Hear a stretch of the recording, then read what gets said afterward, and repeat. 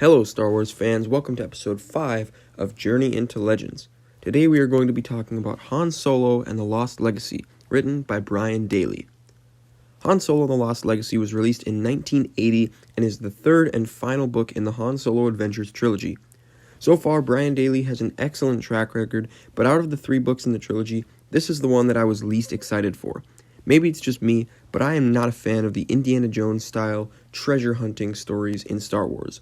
Let's hope I'm wrong and that this book holds up to its 2 predecessors. Without further ado, let's read and review. Alright, I've just finished reading the book and my goodness was I wrong. I don't know why I ever doubted Brian Daley. This book was incredible and is definitely my favorite of the trilogy, which is something that I was not expecting. If you haven't read this book yet, skip to the timestamp on screen to avoid spoilers. Like I said, going into this book, I was skeptical about it, but it completely caught me off guard. Brian Daley once again delivered another incredibly fun adventure, this one probably being my personal favorite.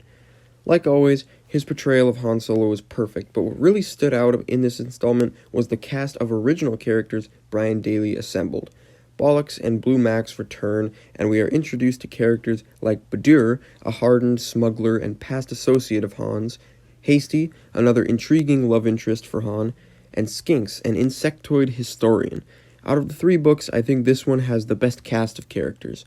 This book also saw the return of Galandro the Gunman, which was a standout character from last book.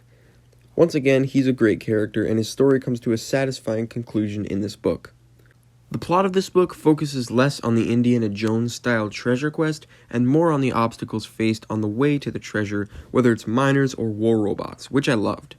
And I absolutely loved the twist at the end, that all of Zim's valuable treasure was obsolete. The world building, like always, is stellar. The story of Zim the Despot and his hidden treasure makes for a fun, in-universe tale. We learn how Han got the scar on his chin, and he even references working with Jabba the Hutt. Now, for the negatives. Like I said, this book explains the scar on Han's chin, which is something I've always wondered about, but the explanation to me was very underwhelming. He didn't get the scar from a nemesis like Galandro like I thought he would. He got it from a random gang member, and personally I was underwhelmed. And the romance between Han and Hasty was underutilized. I thought their interactions were super entertaining, but they could have gone much further with it.